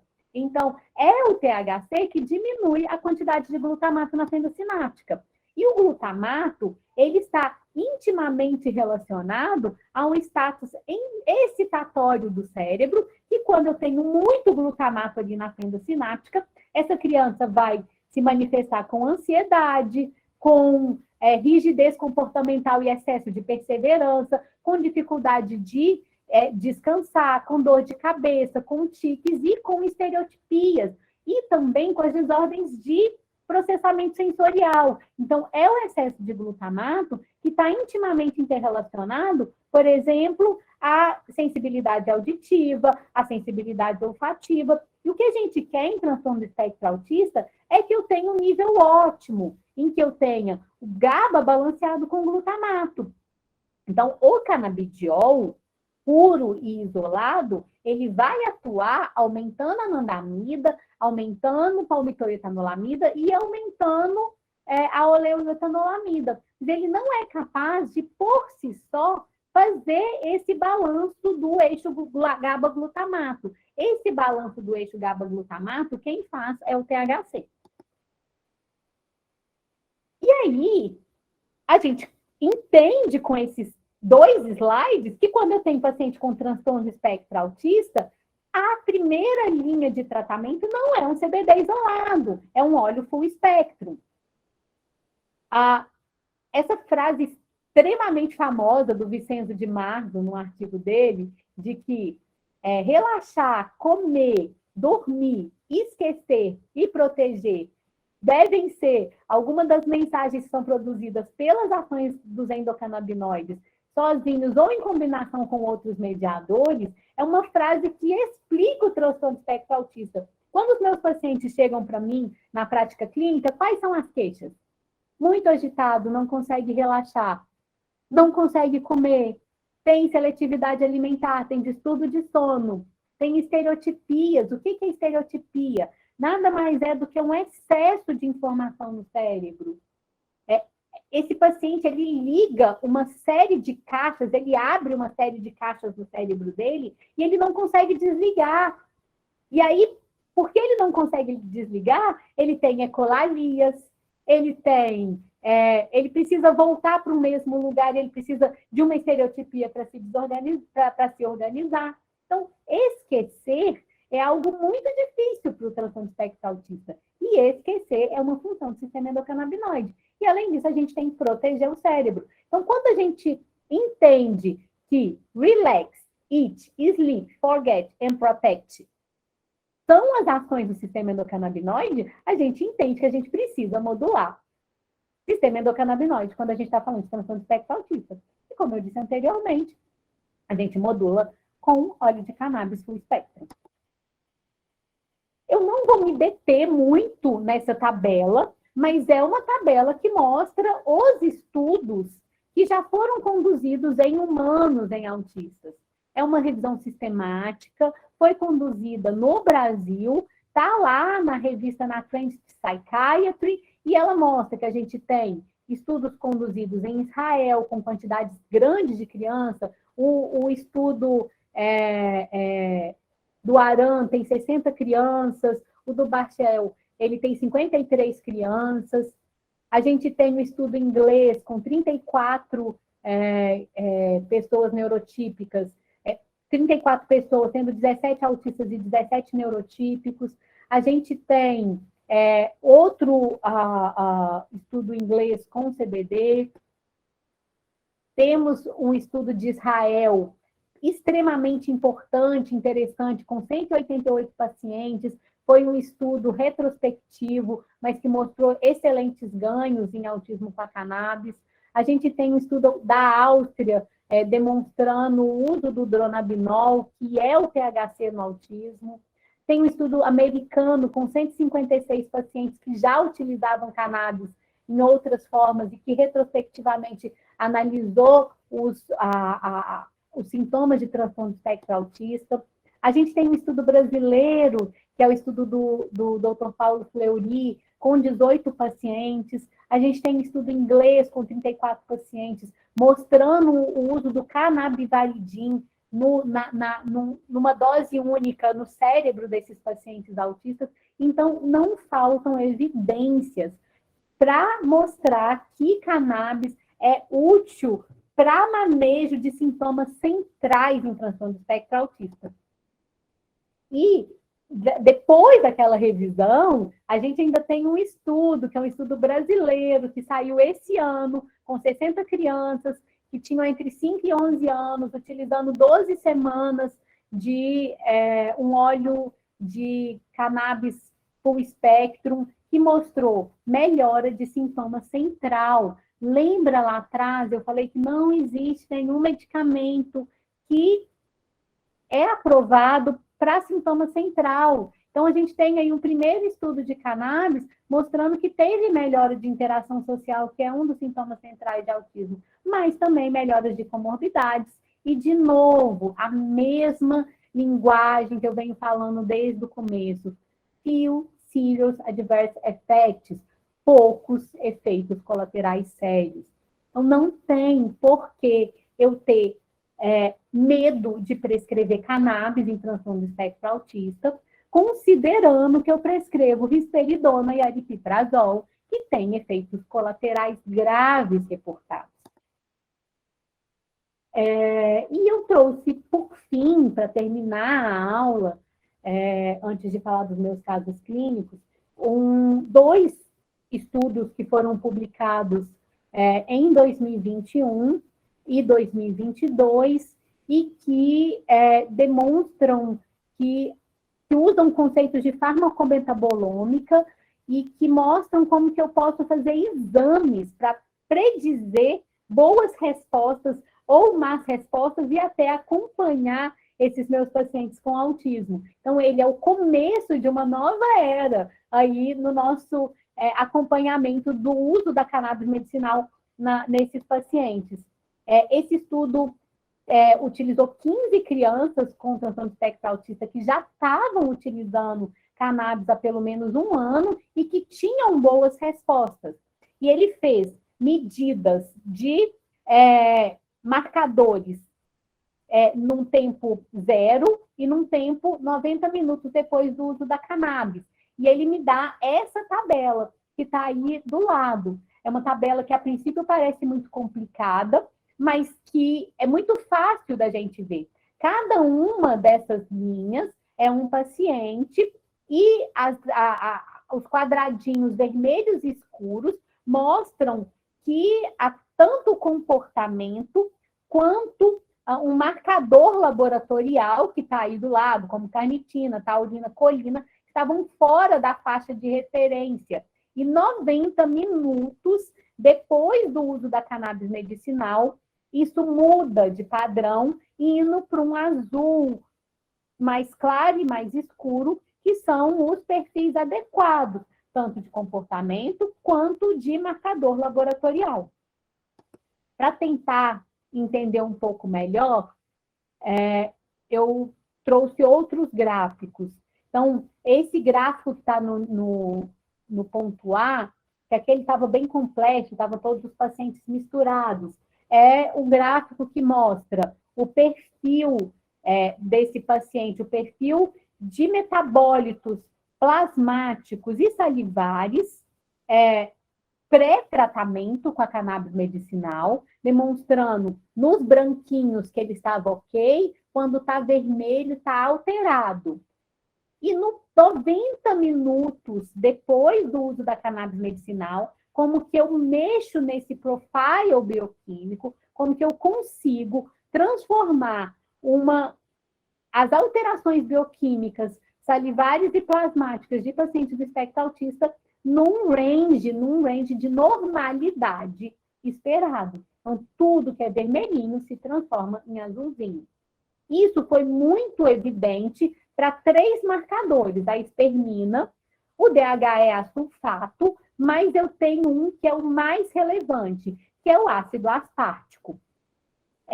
O ácido aspartico está interrelacionado ao autismo e ele é extremamente interessante porque ele é usualmente reduzido no plasma e na saliva de pessoas com autismo. Então, no nível 1, eu estou vendo um marcador pré-uso de cannabis. Mas, em particular, nos pacientes com síndrome de Asperger, o N-acetilaspartato, ele costuma ser aumentado. Então, a gente vê aí o paciente 2, o paciente 11, o paciente 15, 16, 17, 18, que tem um perfil pré-uso de cannabis com aumento de ácido aspartico. Porque provavelmente são pacientes Asperger. Já, por exemplo, o paciente A3, ele não tinha nível mensurável, ele não tinha ácido aspartico. Provavelmente tinha um autismo de mais baixo funcionamento. E o mais interessante é que quando a gente usa cannabis e mede esses mesmos marcadores 90 minutos depois, tanto nos pacientes em que eu tinha o nível alto reduzem, quanto nos pacientes que eu tinha nível baixo aumenta. Ou seja, a cannabis ela não serviu só para aumentar ou diminuir o ácido aspartico, mas para modular esse sistema, fazendo com que o ácido aspartico ele estivesse no nível normal e esperado para uma população neurotípica. Então, esse tipo de exame, ele pode me dar o seguinte resultado. Então, esses tracinhos aí, de -2 a +2, é o nível de normalidade. As barras, elas são o nível de medida das esfingnosinas no plasma e saliva desses pacientes. Então, a gente vê que vários desses pacientes, eles têm valores muito fora dos valores de referência. E aí, esse aqui é um gráfico do pré-uso da cannabis medicinal, e quando eu faço o uso da cannabis medicinal e mostro um gráfico do pós-uso, a gente tem uma correção de quase 100% dos marcadores, restando ali para o paciente A11 alguns marcadores alterados. Então, olhando para esse perfil, eu tendo a imaginar que o paciente A11 é um paciente que teve um perfil de resposta menor do que o dos outros pacientes. Para outros marcadores, eu também tenho o mesmo resultado. Então, aqui, para as lisosimas, eu também tenho uma correção. Lembrando aqui, no primeiro, no pré, eu tenho, por exemplo, o paciente A13 com um resultado muito ruim para a lisosima PAP e uma redução, mas você vê que aquele paciente A13 tinha um resultado muito ruim, não foi suficiente 90 minutos para chegar dentro da normalidade, dentro do range esperado, mas já teve uma redução significativa e uma melhora muito importante do perfil bioquímico. Para mais um desses marcadores, dentre esses marcadores, a palmitoilcarnitina, ou leuilcarnitina, e o pós, mostrando uma correção significativa dos marcadores bioquímicos em pacientes com transtorno do espectro autista. E até eu ter a disponibilidade desses exames para fazer na minha prática clínica, como é que eu posso individualizar? Porque se eu pegar um exame desses, eu posso individualizar e tentar entender com qual dose que eu consigo fazer diminuição do marcador, qual se eu tenho indicação ou não tenho da cannabis, mas eu não tenho a disponibilidade desse exame. Então, como que eu posso individualizar? Fazendo novamente anamnese segura, completa, revisão de medicamentos, avaliação do estilo de vida e do intestino. Em transtorno do espectro autista, o problema gastrointestinal é uma das grandes causas de falha de tratamento com endocannabinoides e com fitocannabinoides, como os extratos de cannabis. Então, sempre perguntar para o seu paciente como que está o intestino dele e se é possível prescrever a cannabis, se ele tem um intestino minimamente adequado para a absorção do óleo. Sempre usar produto que eu saiba o que eu estou usando, sempre usar um produto rastreável, de novo, começar abaixo, ir muito devagar, começar com a mínima dose possível. Os efeitos podem ser manejados, eu posso mudar esquema de dose, eu posso mudar tempo, eu posso mudar o produto, mas eu tenho disponível testes farmacogenéticos que podem avaliar doses de THC seguras, esquema posológico, risco de efeitos colaterais. A dose usual que a gente usa em transtorno do espectro autista sem epilepsia é muito diferente da dose em epilepsia, enquanto na dose de epilepsia a gente varia entre 1 e 50 miligramas quilo dia de CBD isolado e entre 1 e 6 miligramas quilo dia de full spectrum, a dose usual no transtorno do espectro autista sem epilepsia vai variar num valor menor, entre 1 e 2 miligramas quilo dia, e sempre iniciar com o full spectrum. Para a gente individualizar, a gente tem que entender como é que é a curva de ganho do meu paciente. Então, quando eu penso, por exemplo, no efeito anti-inflamatório, o CBD isolado, ele tem um efeito inflamatório que logo ele atinge o valor máximo e ele vai decaindo ao longo do tempo. Já o full spectrum, ele não tem esse efeito, ele tem um efeito em forma de S, né? Em que eu tenho, no começo do uso, uma grande quantidade de efeitos, uma grande resposta como efeito anti-inflamatório, depois esse efeito permanece igual, mais estável. Então, quando a gente começa a fazer titulação de doses, a gente começa na mínima dose possível e vai aumentando e precisa de uma parceria entre médico e paciente, de forma aumentando muito gradativamente até chegar numa dose ótima. Essa dose ótima, ela tem que ser avaliada na prática clínica, porque infelizmente eu ainda não tenho disponibilidade daqueles exames para avaliar. Então, quando eu cheguei na dose ótima, a partir daquele momento, esse efeito vai perdendo, inclusive esse paciente pode começar a ter alguns efeitos colaterais. E quando eu uso ou eu vou trocar um full spectrum para um isolado, a gente sabe que a dose do isolado é uma dose muito maior. Então, quando esse paciente já está usando o isolado e eu estou querendo passar para um full spectrum, é importante fazer uma redução dessa dose. Vou falar alguns casos clínicos, então, como eu já estou falando de autista, eu vou apresentar meu primeiro caso clínico de autismo, que é o paciente GGBF, 13 anos, chegou para mim em uso de risperidona, neuleptil, sertralina, atencina, fumarato cetotifeno, homeopatia e tratamentos alternativos. Chegou logo depois de um primeiro episódio de crise convulsiva, e eu iniciei o extrato de cannabis com espectro, da Charlotte, 50 miligramas por ml, começando com 1 gota 2 vezes ao dia e aumentando progressivamente até uma dose de 3 miligramas por dia. Por que eu cheguei em mais do que 2? Porque esse paciente teve crise convulsiva. Então, eu optei por utilizar uma dose que tratasse tanto o transtorno do espectro autista quanto a epilepsia. Esse paciente voltou para mim, realmente tinha atingido 3 miligramas por dia, com melhora da agressividade, voltou para a escola, cantando, mais engajado, e por incrível que pareça, aos 13 anos de idade, voltou a se comunicar oralmente. E aí, quando esse paciente chega para mim, eu tenho que fazer uma coisa que não é tão simples, que é desprescrever. Desprescrever, a desprescrição é um conceito oriundo da geriatria. É um processo de redução e interrupção das drogas que ele está usando, visando minimizar essa polifarmácia. Então, se a gente voltar lá no caso clínico, é um paciente que estava usando uma polifarmácia, uma quantidade gigantesca de remédios. Então, eu tenho que minimizar essa quantidade e melhorar os resultados do paciente. Existem vários estudos que mostram que desprescrever é tão eficaz quanto prescrever. Existe estudo randomizado e estudo observacional que mostra uma importante necessidade do médico caminhar para uma desprescrição. Esse ato, que é o ato de não fazer, de desfazer uma prescrição, ou ainda mais, de pensar que menos é mais, é a base da desprescrição.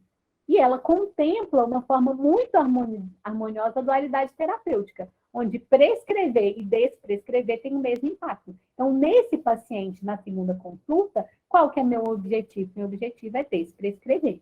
E realmente foi feito. Para desprescrever, a gente segue um ciclo em que a gente revisa todos os medicamentos, analisa a adesão, a interação, as reações adversas, quais são nossas metas, e faz um trabalho interdisciplinar. No caso desse paciente, eu fiz um trabalho interdisciplinar com a homeopatia. Iniciei a desprescrição primeiro pelos medicamentos inapropriados, depois para os medicamentos preventivos, depois para os medicamentos sintomáticos. Então, eu comecei a desprescrição dele com os medicamentos que estavam menos afeitos ao esquema dele. No caso dele, eu comecei com o aripiprazol e foi evoluindo até a desprescrição dos sintomáticos.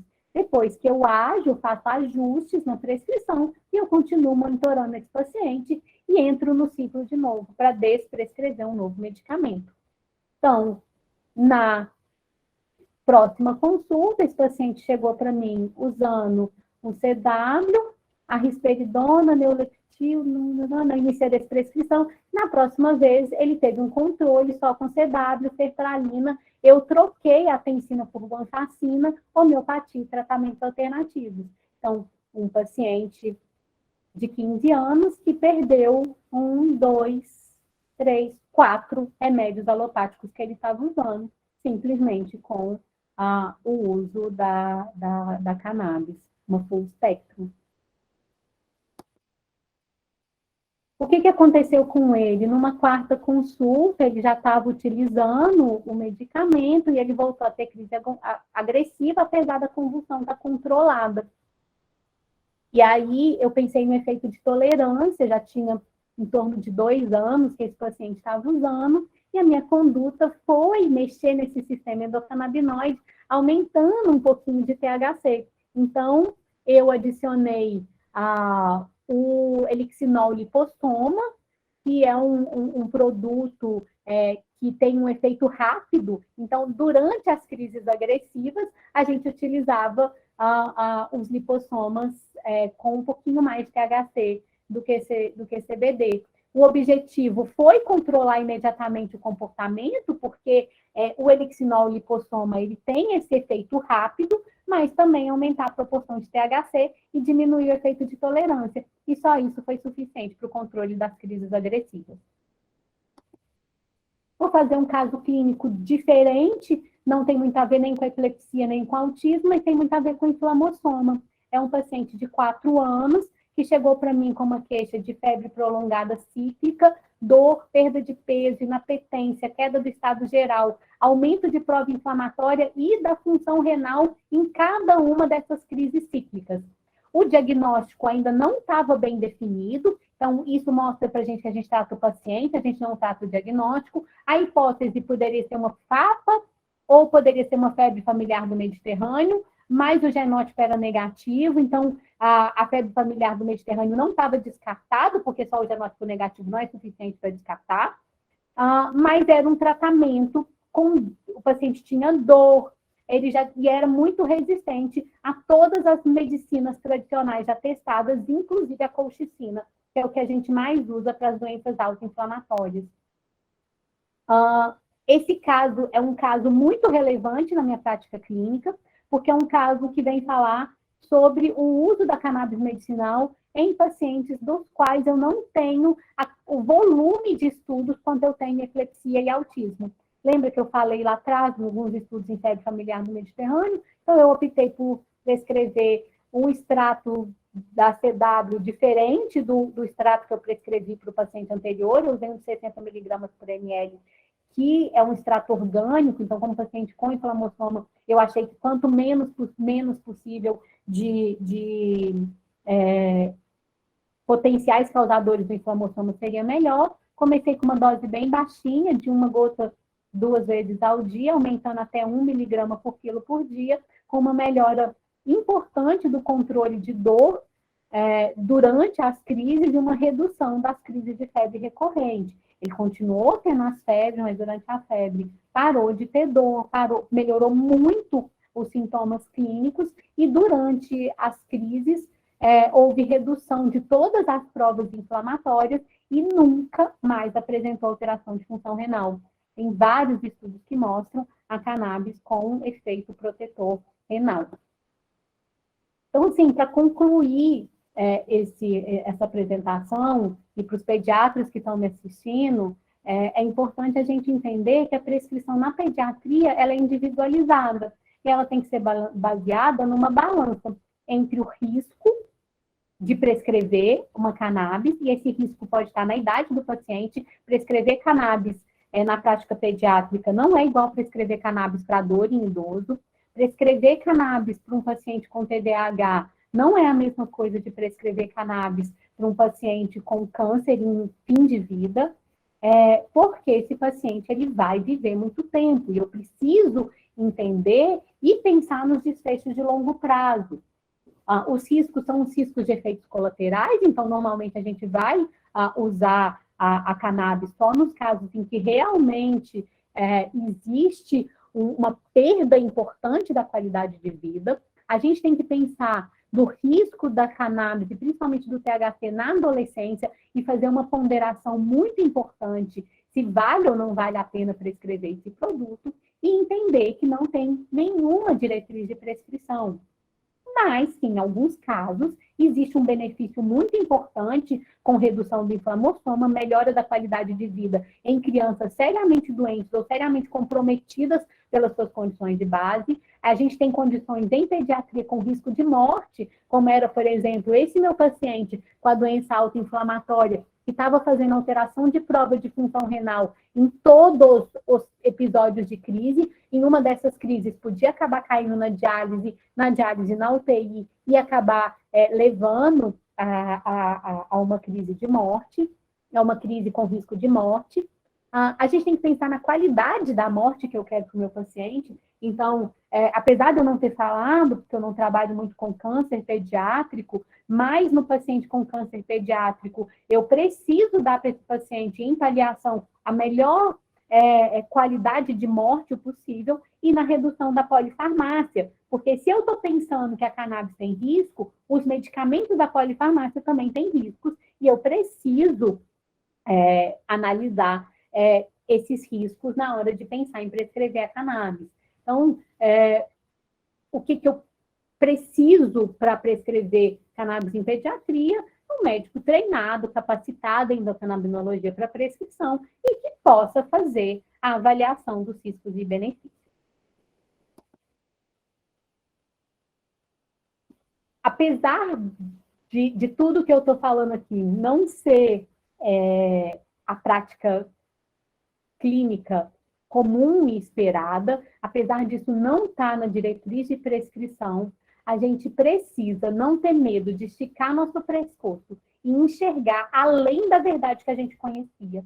E é só desse jeito que a gente pode mudar a história de vida dos nossos pacientes, porque eu vejo tantos médicos com medo de prescrever cannabis medicinal, ou teve um caso em que eu prescrevi uma cannabis para um paciente autista numa dose de 1 miligrama quilo dia. Ele foi para o neuropediatra, para o psiquiatra, que falou que eu estava usando doses exageradas de cannabis, sendo que eu estava usando a dose mínima possível. Mas é só quando a gente sai da nossa verdade e a gente é capaz de olhar acima dessa verdade, é que a gente pode mudar o nosso rumo da medicina.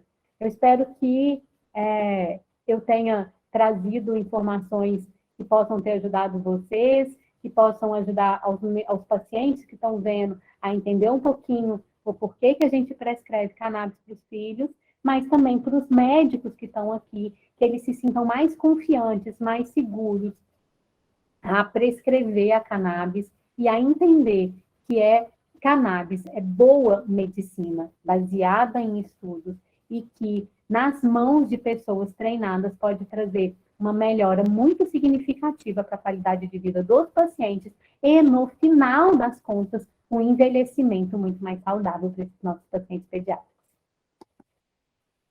É isso.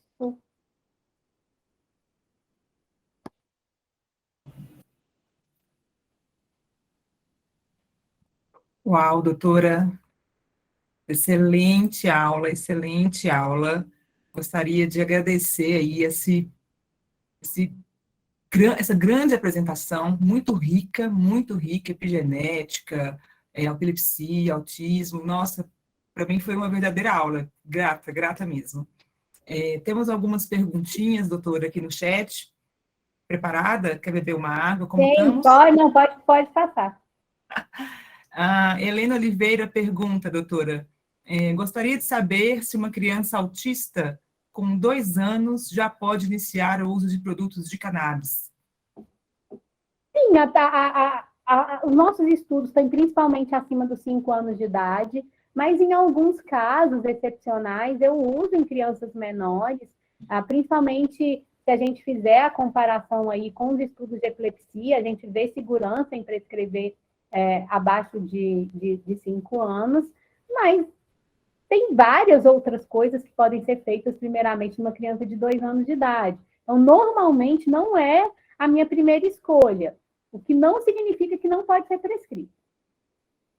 Beleza, legal, obrigada, doutora.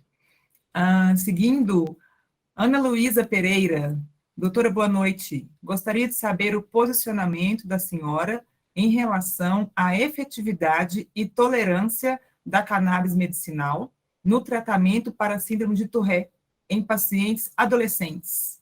Sim, a síndrome de Tourette eu não trouxe, mas a gente já tem uma série de estudos com melhora dos sintomas, principalmente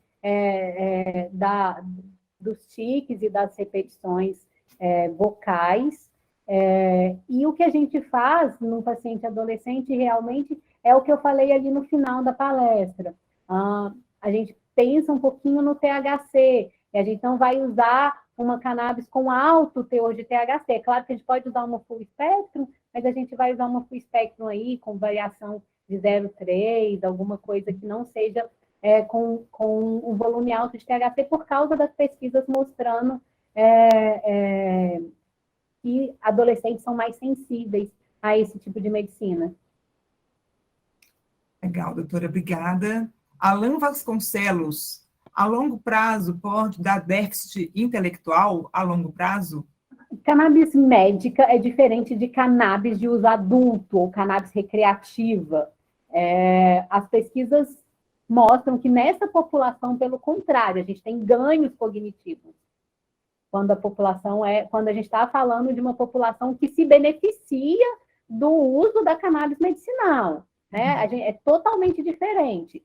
No longo prazo, no uso de cannabis adulta, tem estudos que mostram que pode aumentar alguns danos cognitivos. O que a gente pode fazer na prescrição em pediatria é fazer teste farmacogenético para tentar identificar alguns pacientes mais predispostos a esse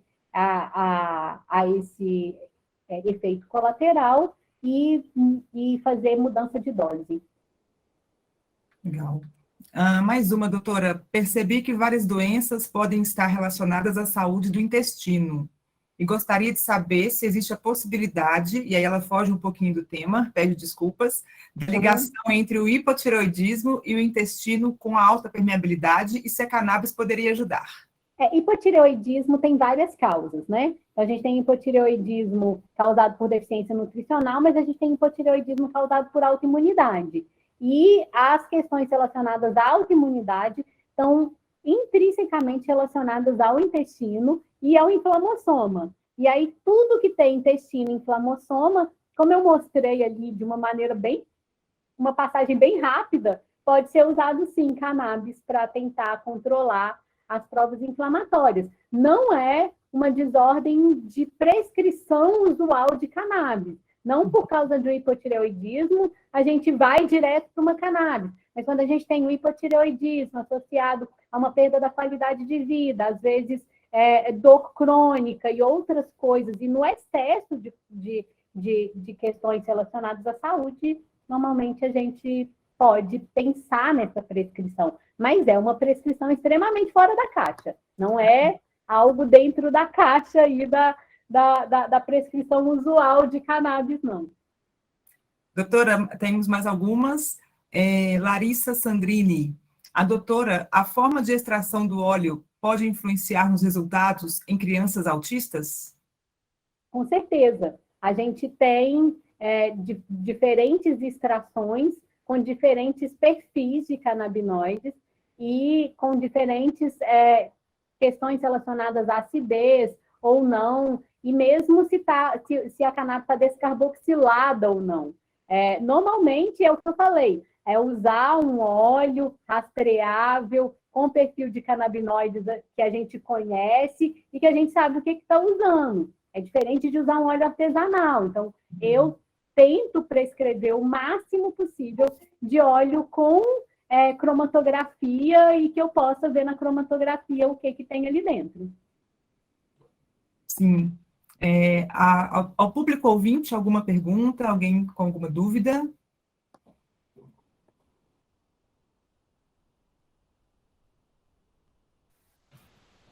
Bom, doutora, então gostaria de dar início aqui à nossa finalizar, né, a nossa sessão de hoje. Eu reitero aqui mais uma vez os agradecimentos. Amanda? Doutora, foi mais uma vez, reitero também meu nome, em nome da Indeov, eu agradeço muito a sua presença, foi um prazer ter a doutora conosco. Agradeço a todos que puderam comparecer nesse momento de troca de conhecimento, de aprendizagem. E aí eu ressalto que a Indeov está à disposição de todos. A nossa equipe de consultores de acesso médico vai manter o contato com os profissionais da saúde que estão aqui presentes. E caso tenham pacientes aqui interessados ao tratamento, entre em contato com a nossa equipe de suporte ao paciente nas redes sociais. E nas nossas redes, vocês também podem acompanhar os nossos próximos eventos, os serviços que a gente oferece, e mais as informações relacionadas à educação e tudo mais. Doutora, mais uma vez, foi um prazer tê-la conosco nesta noite. Muito obrigada a todos. Obrigada, gente. Boa noite. Tchau, tchau. Obrigado, pessoal. Boa noite. Boa noite. Obrigada. Boa noite a todos.